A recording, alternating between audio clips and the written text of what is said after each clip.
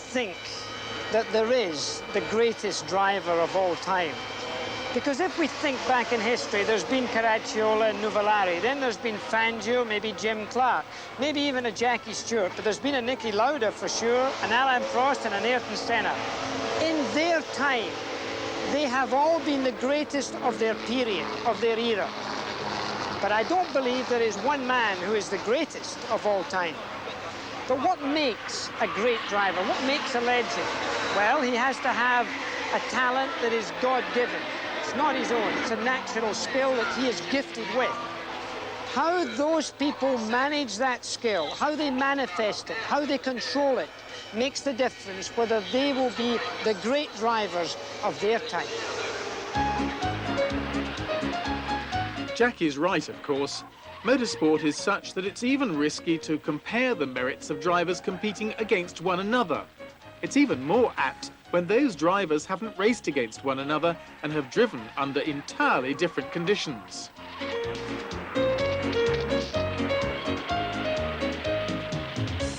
Consequently, it's quite impossible to say whether Georges Boileau was one of the greats, but he was, without doubt, the first of the early racers to earn hero status.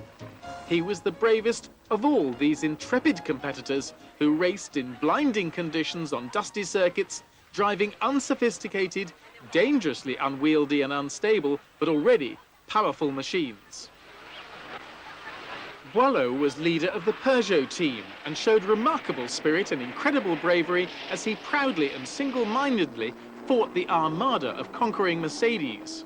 This Franco-German battle reached its climax at the French Grand Prix at Lyon on July the 4th, 1914, where Mercedes' tortoise and hare tactic cost Boileau victory in the greatest race of his life.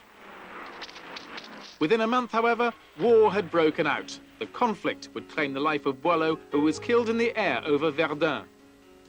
When racing restarted early in the 1920s, the French were still at the forefront, with Delage and Bugatti.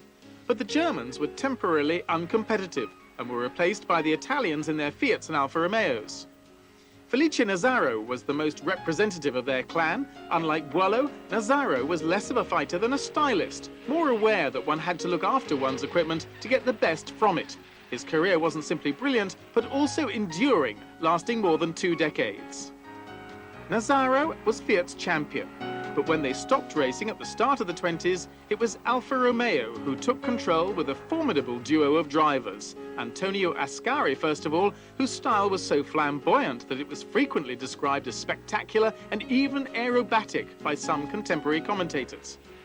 However, he was killed racing in the wet ACF Grand Prix of 1925 at Montlhéry, at a corner which has borne his name ever since.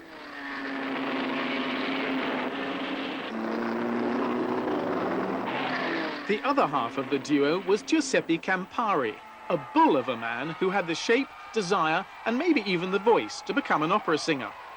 He adored eating snails, but fortunately his diet had no influence on his speed. His greatest win was in the ACF Grand Prix of 1924, when he beat Albert Divo and Delage driver Robert Benoit. But just like his teammate, Campari died racing. He had announced that the 1933 Monza Grand Prix would be his last, but he was killed on the very first lap when he lost control on an oil patch, which also claimed the lives of Borrachini and Krikowski.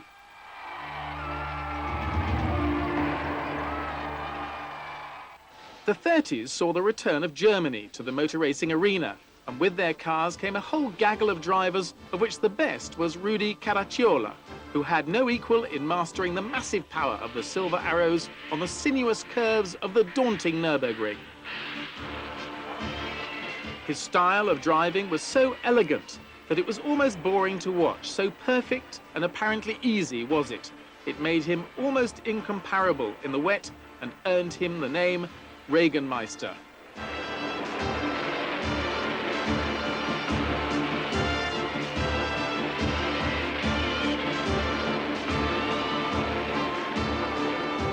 Thanks to the superiority of their equipment, the Third Reich's drivers almost gave the impression that they had been recruited as promoters of Nazi propaganda.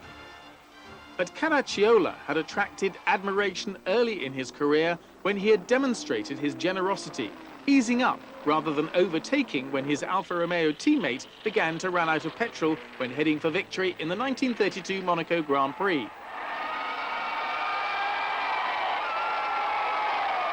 That teammate was an Italian, almost emaciated in stature, but huge in talent and status.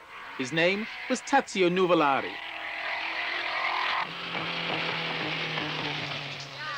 He was a demon, said his rivals. This Mantovan drove with such obvious bravery and impudence that they maintained that he had to have a pact with the devil himself.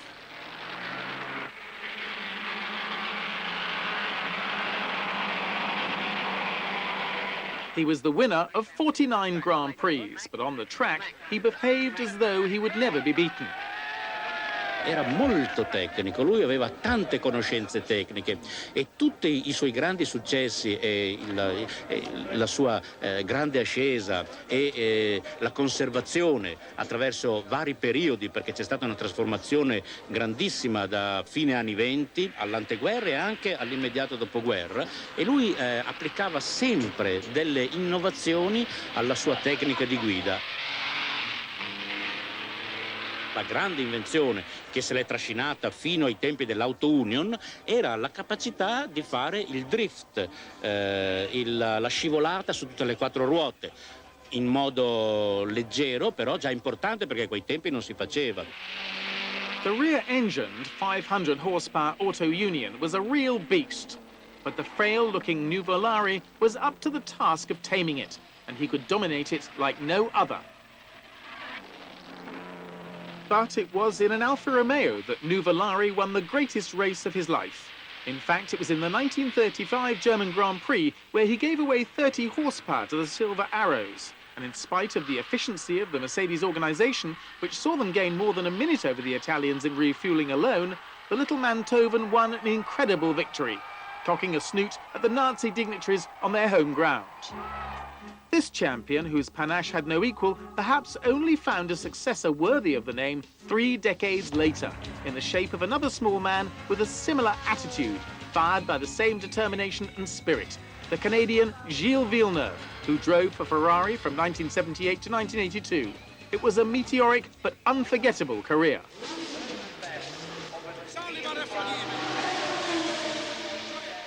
Di Gilles non si possa dire niente di più di quello che ha fatto vedere a tutti. Era molto generoso, un uomo di grande talento naturale e di grande coraggio, molto semplice, sempre all'attacco, anche quando doveva girare per strada per andare a prendere il gelato, andava forte, faceva i testacoda, si divertiva. Principalmente si divertiva a fare il pilota. Villeneuve's temperament was well known. Io penso che per gli episodi che lui ha saputo far vedere agli altri, Gilles sia già un pilota di leggenda. Io voglio ricordare l'episodio, lo chiamavano il pilota volante, perché ha fatto un mare di incidenti all'inizio quando imparava. L'episodio di Zandvoort quando è rientrato al box su 3 ruote.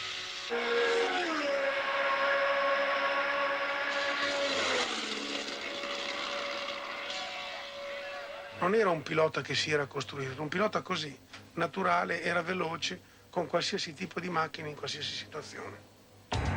The most famous race in Villeneuve's sparkling career was his incredible wheel-to-wheel, and we mean sometimes wheel-against-wheel, battle with René Arnoux in the closing laps of the 1979 French Grand Prix at Dijon. This was a fight to the flag, both drivers desperate to beat the other. For second place, remember, and doing all that they could while staying just within the boundaries of sport and safety. It was a duel etched in the memories of all those who saw it, one of Formula One's greatest battles. But let's go back, chronologically speaking. When racing restarted in the late 40s, it was the older drivers whose careers had been interrupted by the war who featured. Nuvolari was in decline. The new stars were Giuseppe Farina, Jean-Pierre Vimy, Raymond Sommer, Luigi Villoresi, Alberto Ascari. In 1948, the Alphas dominated, and Vimy won 2 out of the 4 major races that year. The future looked great for this Frenchman, but his career was cruelly cut short by his death when driving a Gordini at Buenos Aires at the end of the year.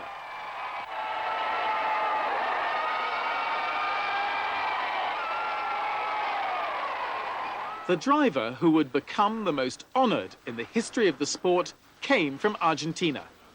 Juan Manuel Fangio was certainly the most successful of the drivers in the 50s, and his record of 5 World Championship titles still stands today, more than 40 years after its inception in 1950. That first World Championship was won by the experienced driver Farina, the first driver to adopt a straight-arm driving technique. But when the Italian lost form, it was the Argentine who developed into a winner, and he took his revenge in having been beaten by Farina in 1950 by winning his first title the following year. Fangio certainly dominated his era, but he had a rival in the shape of the English driver Stirling Moss, the most talented of the new generation. Yo vi a Moss, primera vez que vine a Europa, él era un jovencito, su padre le autorizaba las carreras, lo vi correr en Monza y me llamó mucho la atención cómo se arrimaba a las curvas y frenaba a último momento. Moss, in fact, was the inventor of the technique of late braking in a corner right up to the apex, a technique which would later be universally adopted by all drivers. He was a graduate of the British 500cc class of racing, brilliant and persevering at the same time. After an apprenticeship in outclassed and outdated British Grand Prix cars, he seemed destined to become number 1. But he came up against Fangio, his major rival and therefore also the man with whom he would most be compared. Consequently, he would be destined to be remembered most as the uncrowned champion. Was it simply bad luck? Partially, but perhaps also because he was very independent and perhaps too nationalistic, which saw him conduct his career less well than his cars, leading to inopportune choices of team which prevented him from driving the best cars. It was the greatest shame. He had so much talent.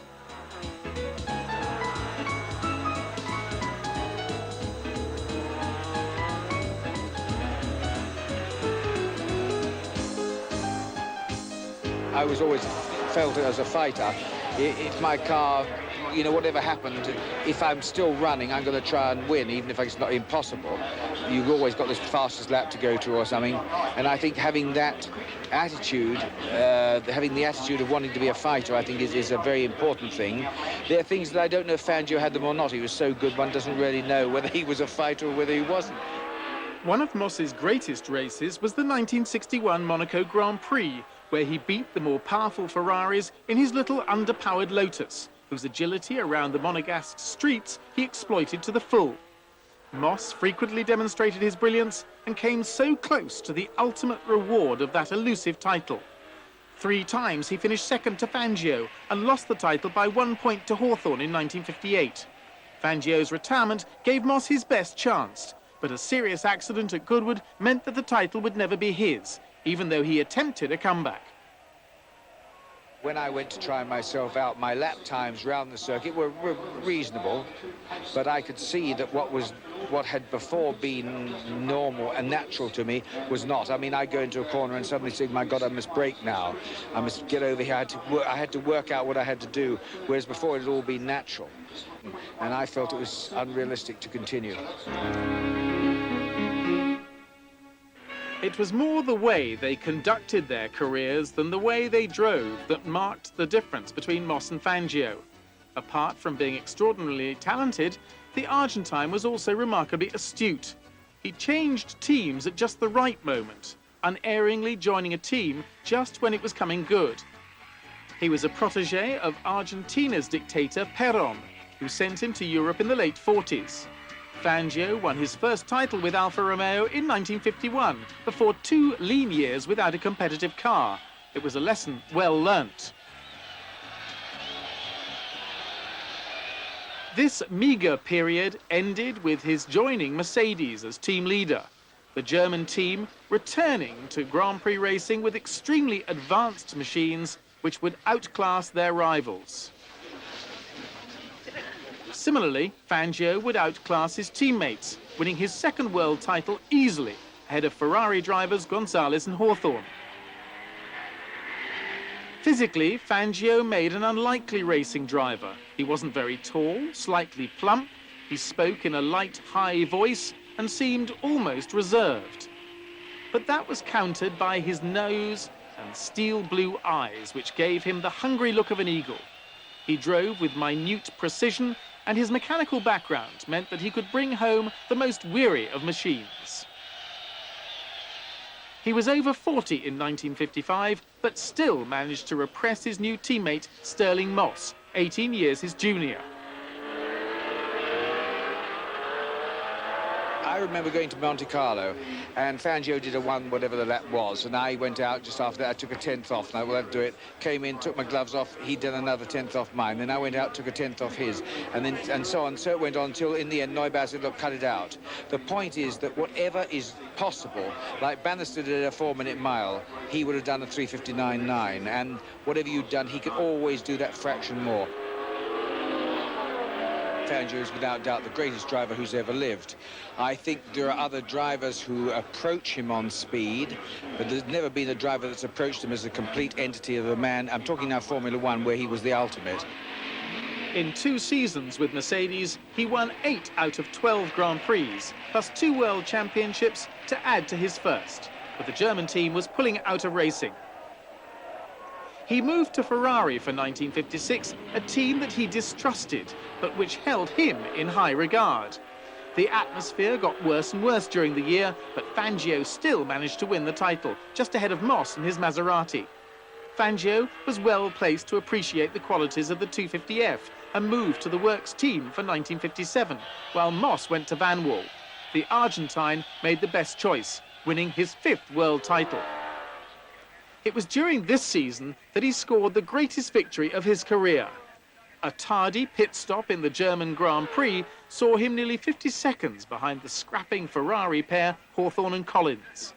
But on this day, Fangio was in masterly form, the Maserati flying around the sinuous Nürburgring. He not only caught the Lancia Ferraris, but overtook them and won by 3 seconds. Only a truly exceptional champion could succeed in such a gargantuan task.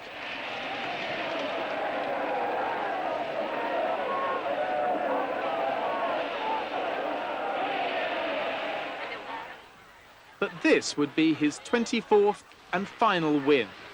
Once the fuss had died down, and with his 5th world title won, this 47-year-old, still clearly a force to be reckoned with, went for another championship in 1958, only to retire in mid-season. Cuando fui a correr a Rennes, mi coche primero no se mantenía bien, que era una de las particularidades más exponentes de Maserati. Entonces yo pregunto a Guarino, ¿qué pasa con el coche que no se tiene? Dijo, cambiamos los amortiguadores. Pero ¿y por qué? Si los otros andaban bien. Me dijo, no, porque estos pagan.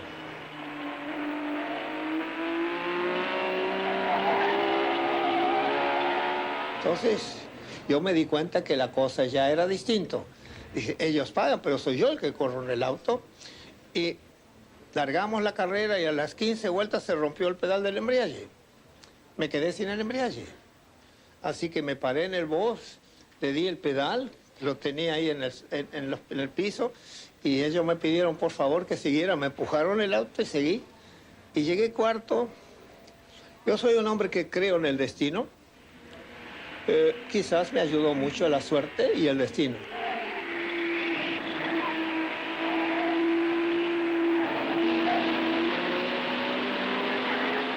Y ya tenía más de 46 años. Ya tenía que esforzar más que los jóvenes de 20, 25 o 22. ¿No? Y que esa fue una decisión que tomé en ese momento y nunca me arrepentí de eso.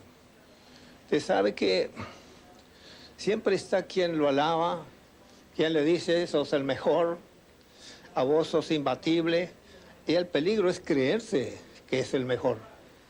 Claro, así que esto, dije, es el momento oportuno para dejar las carreras. He retired as the reigning world champion, and his remarkable record made him the racing driver of the era, the example of the perfect driver. 3 decades later, his fame and success are still legendary. In the early 60s came another legend, a man whose speed and perfection had his rivals and spectators alike gasping in admiration, Jim Clark. Clark was a driver of class. The way he came alive in a racing car, particularly at the start of a race, was symbolic of his career, meteoric.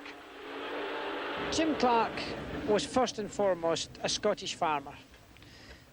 He really wasn't made to be a racing driver. He was introverted, he was shy, he was really a man who felt more at home on his farm, on his land, with his sheep and with his farm workers and fellow Scots. But Clark was one of those lucky sportsmen who possessed unique natural talent. All he needed was the catalyst to draw it out of him. And that catalyst was Colin Chapman, the man behind Lotus. Together, they performed miracles. From an apprenticeship in Formula Junior, Clark went on to be the first great Formula One champion of what was then the dawning age of rear-engined cars.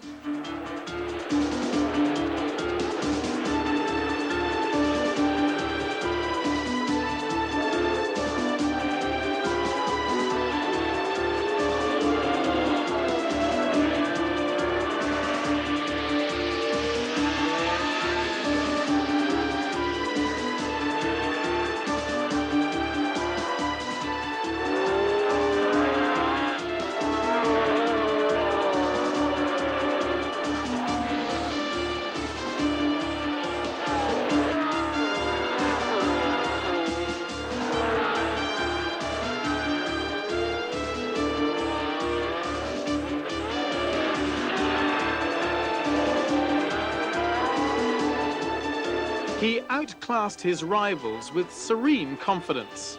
Throughout his career, he would remain a Lotus driver and dominated the 1963 and then 1965 World Championships. Jim Clark was the best racing driver I ever raced against. He was so smooth, so precise. He did it so naturally. He seemed to take so little out of his car. He always seemed to be going slowly, and yet he was going very fast. If there's a driver that I modelled myself on, it would be Jim Clark. During his relatively short but brilliant Formula One career, Jim Clark established several remarkable records which stood for many years before being either equalled or broken. He won 25 Grand Prix, one more than Fangio. Started from pole 33 times, a record only beaten by Senna a quarter of a century later. And 7 of Clark's poles were in one season, when there were only 10 races in total.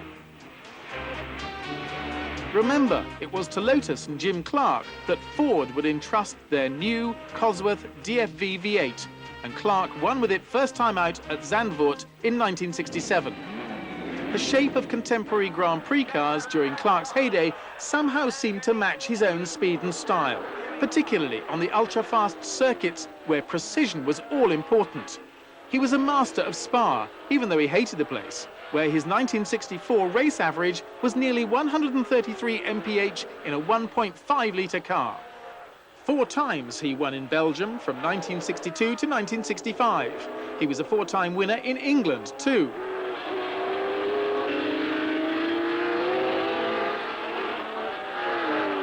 Clark finished the 1967 season on a high with 2 consecutive victories in America and Mexico. The Clark, Chapman, Duckworth trio seemed invincible, a driver with style and 2 geniuses providing his equipment. Who could rival it? They seemed set for a lengthy reign, even if the driver was indicating that he would like to retire and return to his farm in Scotland. The 1967 title had gone to Denny Hulme, but there seemed every likelihood that a 3rd world title would come Clark's way.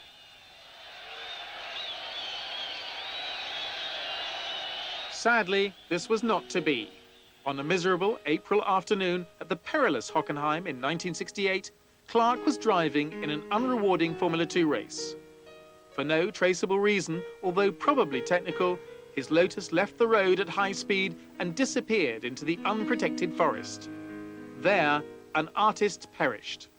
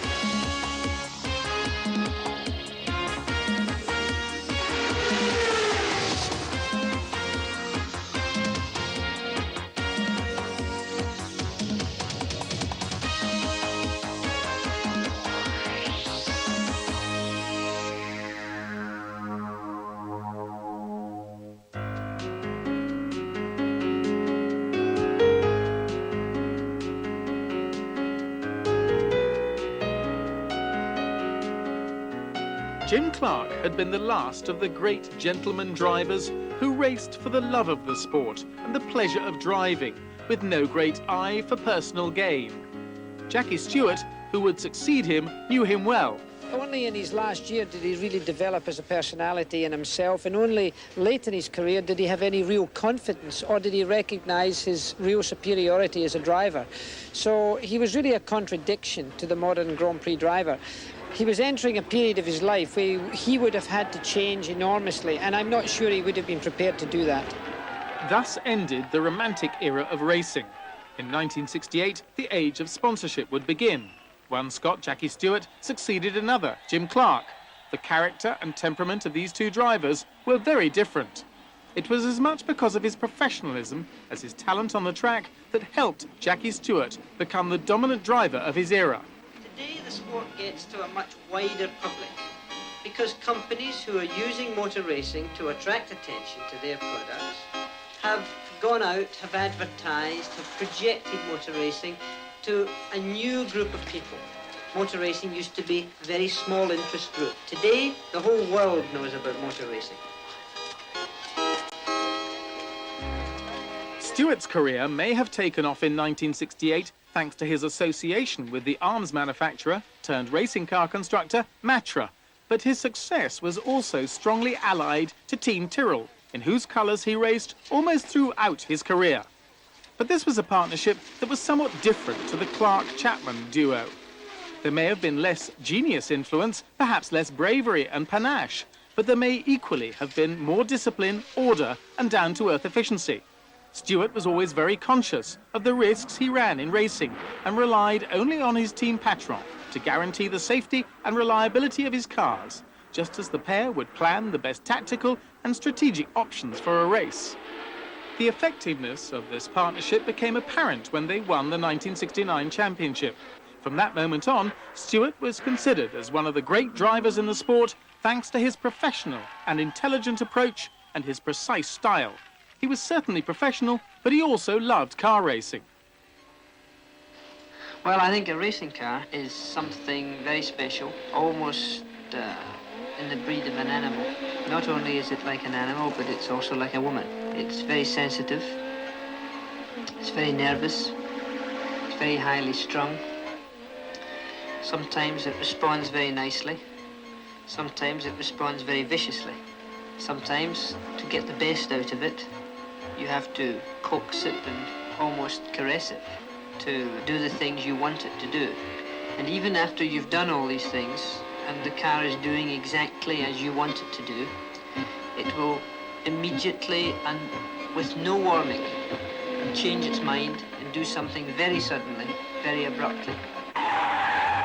No amount of brilliance could transform some cars, however, and the average march that Stewart drove in 1970 wasn't sufficient to retain the title.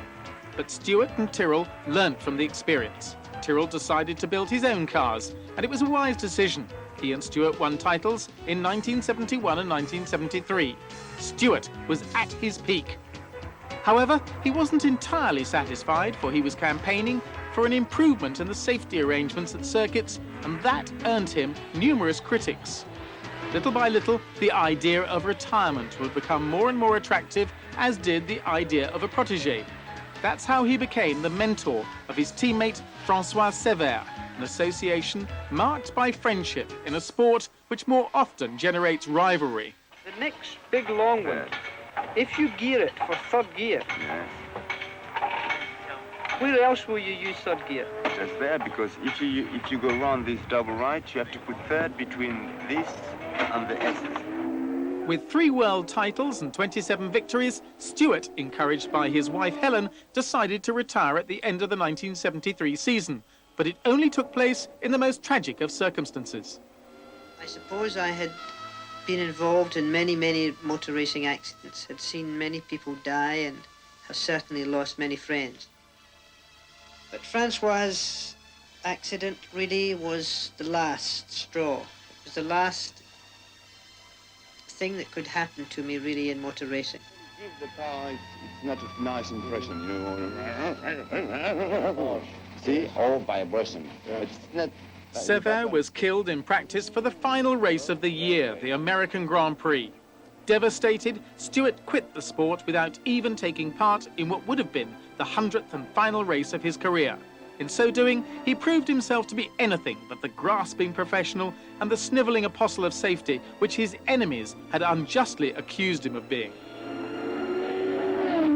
The man who took up his mantle was Niki Lauda. This Austrian was even further removed from the romantic ideal of the past than Stewart. Distant, sometimes sarcastic, he had a Germanic obsession with efficiency. After a laboured initiation to the sport, Lauda overcame his lack of natural talent by dedicating himself to demonstrating that the right approach and hard work would always pay dividends. He joined Ferrari in 1974, when they were at an all-time low, but he brought to this most Latin of teams the kind of discipline that they lacked. Having galvanized the various departments within the Scuderia, he then helped them to their most successful period in racing. They came close to winning the title in 1974, but succeeded the following year, ending a 7-year run for cars powered by Ford's V8 Cosworth. Lauda was on course for more of the same in 1976, when his Ferrari got away from him in the German Grand Prix.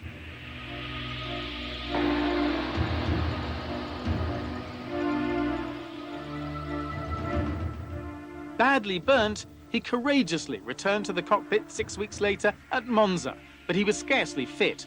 In his absence, James Hunt had gained on Lauda in the championship and was now almost level.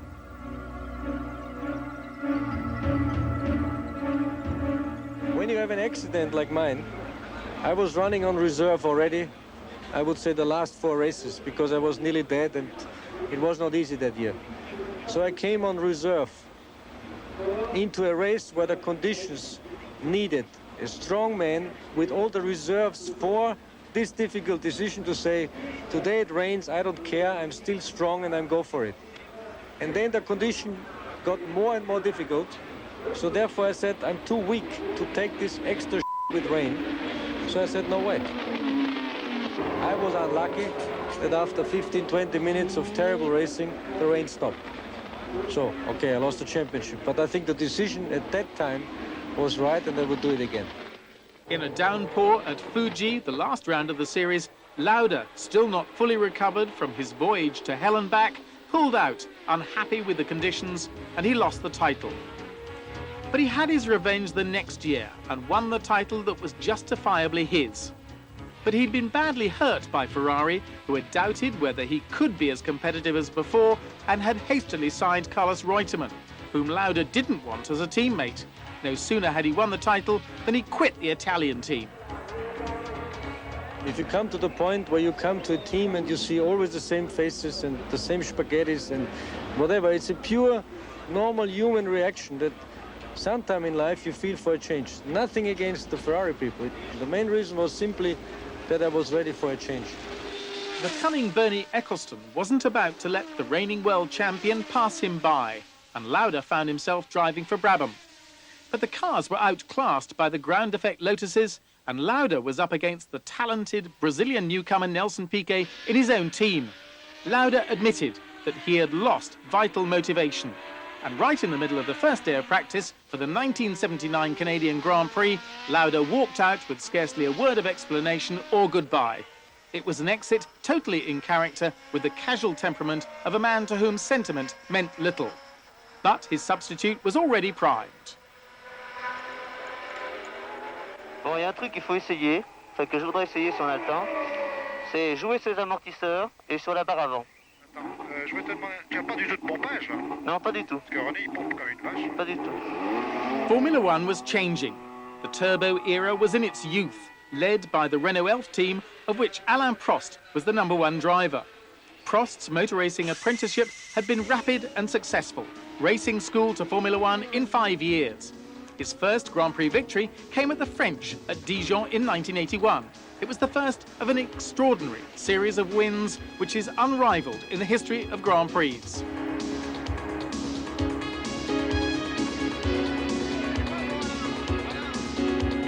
Prost was one of a new generation of drivers who had cut their teeth in karting and racing schools.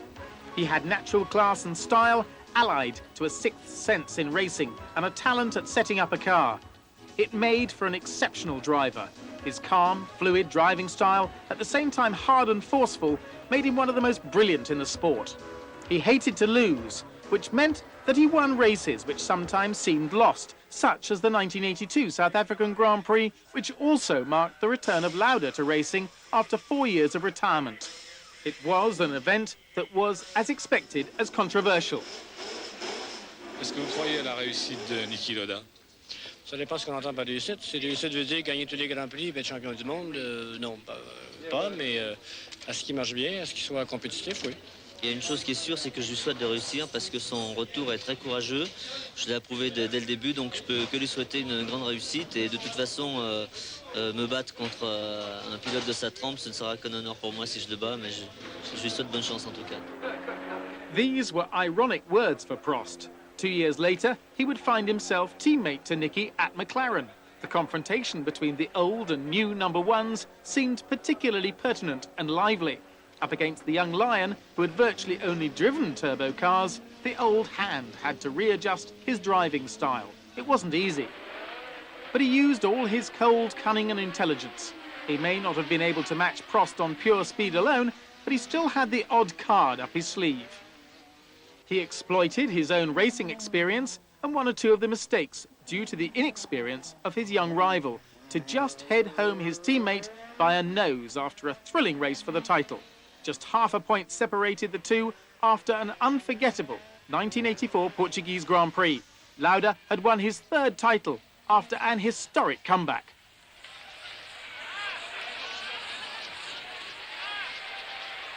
I'm most proud, I think, of 84, where after 10 years competitive Formula 1 racing, I still won the race or the championship by half a point over Prost, because it was hard. There was the young generation trying to blow me off, and it did work. So I can say for 10 years with up and downs, I kept going upwards. I think this was the most difficult thing. Prost would learn quickly. He learnt all he could from being so close to a professional as methodical and experienced as Lauda. The Austrian had shown him how to assume the position of number one, to get the team behind him, to leave nothing to chance, to spare his car and himself, to help his engineers get the best out of the car. Because of his natural talent, he doesn't have to force it to achieve the performance, and therefore he always has a little bit left, and this gives him the capability of operating within himself, and therefore he is never stretched.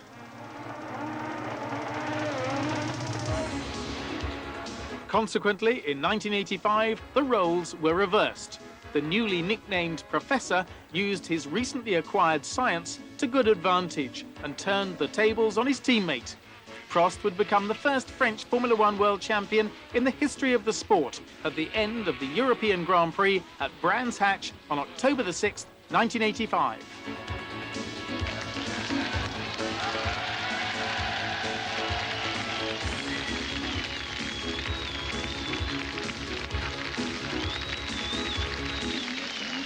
The new number one was a perfectionist and a tireless worker. He would turn out to be more Latin than his predecessor, particularly in his relationship with a racing car. Ma voiture, j'ai l'impression de toujours faire corps avec. Je sais pas comment dire, c'est pas comme une personne, comme un être humain, mais c'est quelque chose de très dangereux. Mais j'essaye de la dominer, mais c'est souvent elle qui me domine. Et on a une relation un petit peu bizarre ensemble, mais pour moi, c'est un bijou. But Prost had basically become a talented and, above all, tactical driver, which earned him his second World Championship title in 1986, in spite of a less competitive car than the Williams Honda. For while Mansell and Piquet lost points to one another in their pointless race against one another for the title, the cunning and determined Prost used what he had to its greatest advantage. A thrilling final round in Australia saw him come from behind and take the title from his two rivals. He was unquestionably the champion of the turbo era, the 80s, during which he averaged 4 wins per year. That was twice as many as either Piquet or Senna, the next most successful drivers of the decade. He took 2 consecutive titles in 1985 and 1986, then lost out to the mounting power of the Williams Hondas and Ferraris. But he was still able to salvage the odd victory, such as his record-breaking 28th victory in Portugal, surpassing Jackie Stewart's record.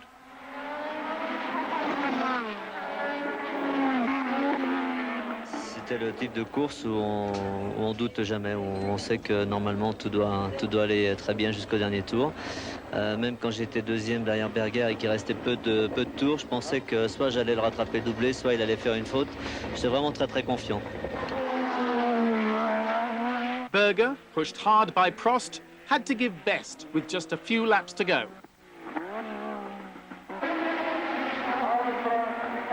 J'étais sur 2 titres de champion du monde, 85-86. 87 était une saison moyenne avec simplement 2 victoires avant celle-ci et beaucoup de problèmes de moteur. Donc on était un peu frustrés, toute l'équipe. Et cette course, c'était, je crois, comme un championnat, peut-être même plus.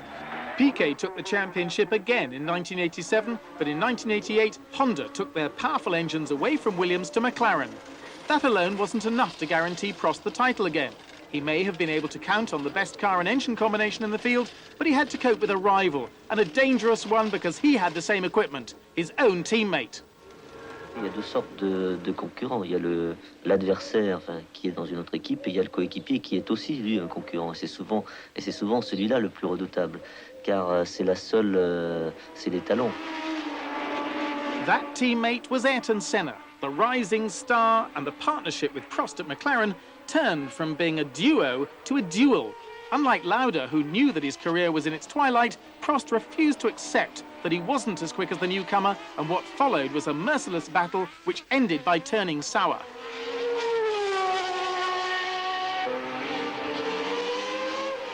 After Senna took the title in 1988, Prost took his revenge in 1989, following a tangle between the 2 teammates at Suzuka, a disputed situation which saw Prost leave the team.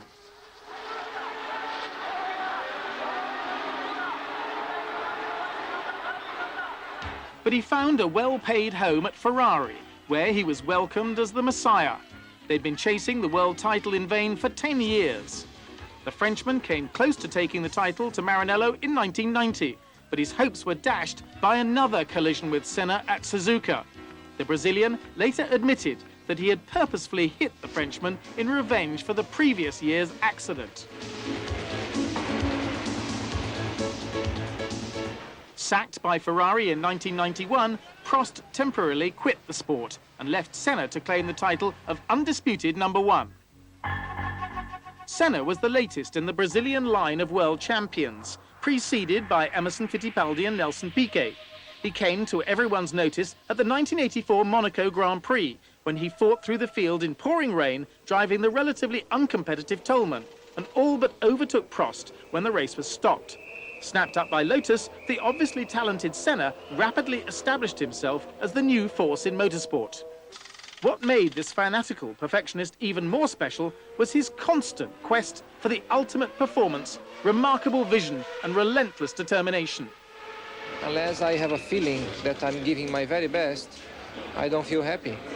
And in order I can give my very best, I have to concentrate, I have to work hard, and I have to push all the time myself and the people that are working around me to improve and to be better. First of all, he became the all-time #1 in the pursuit of pole positions. Nobody knew quite how to get the best out of the super sticky but short-lived qualifying tyres like Senna, nor how to clear the track of traffic to give him a clean run. Added to these talents was a mysterious personality, and the combination was sometimes worrying, sometimes frightening.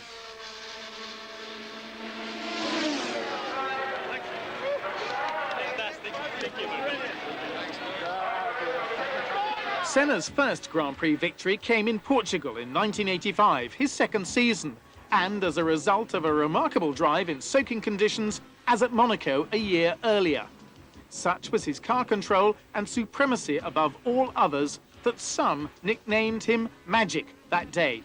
The strength of his powers of analysis, his nerve and his confidence have all contributed to his remarkable results.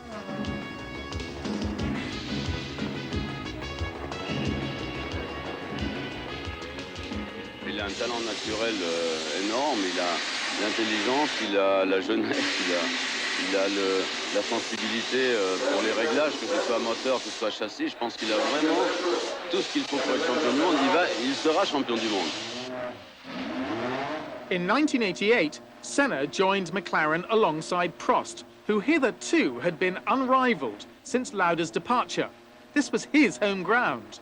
The Brazilian would have to intrude to establish himself in the new team. But apart from his remarkable qualities, Senna came with one more specific asset, the loyalty that his perfectionism had instilled in the Honda mechanics since his days at Lotus. The Japanese engineers were great fans. No one else spent so much time with them, helping them understand and in turn helping them to conquer the world of Formula One. That year remains in the annals of Formula One as an incredible one. Statistically, the McLaren pair came close to a Grand Slam. They won 15 Grand Prix out of 16. 10 times they finished first and second, 6 more than the previous record. Such dominance suggests a very tedious season, but it was far from that. In fact, it was one of the most lively ever. Prost and Senna almost took turns at winning in their fascinating battle, as though they were following a script. The Frenchman had the best start to the year and equalled his own record of 7 victories. But the Brazilian would equal that and then score one more, winning the championship in the face of his more senior colleague in his first season with the team. It was a remarkable feat, but according to Senna, just one step on the way to his holy grail. There is a big difference between winning a championship or being a true champion. Every year there is a winner, but not every year there is a champion. In truth, the new world champion had been affected by a psychological war that Prost had waged against him in order to destabilize him.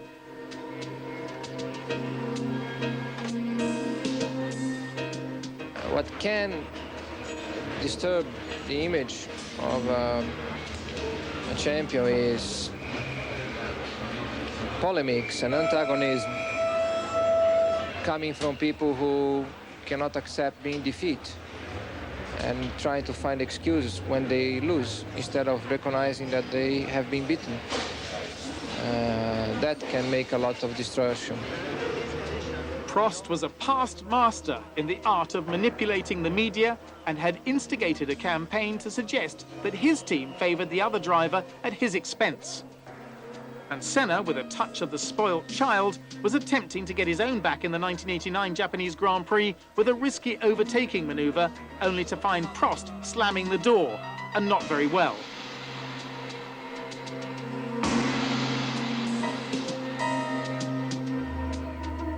All hell broke loose. While blame could be attributed to both drivers, Senna became the scapegoat.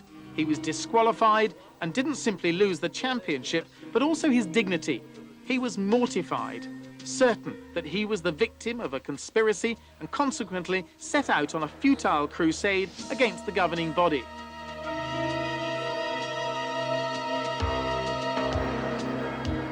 But these events, far from undermining his confidence, actually strengthened it. Having been accused of dangerous driving in 1990, this time he treated his critics with scorn. And he got his own back on Prost the following year by turfing him off the track at Suzuka and taking the championship. Just revenge for what he regarded as similar treatment suffered a year before, which had cost him the title.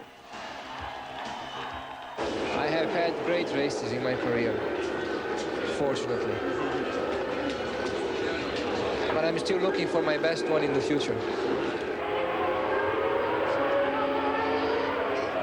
Senna would go on to win a third title in 1991.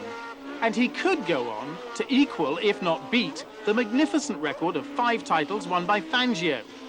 But there will be plenty of young drivers trying to beat him. Who will be the legendary drivers of the future?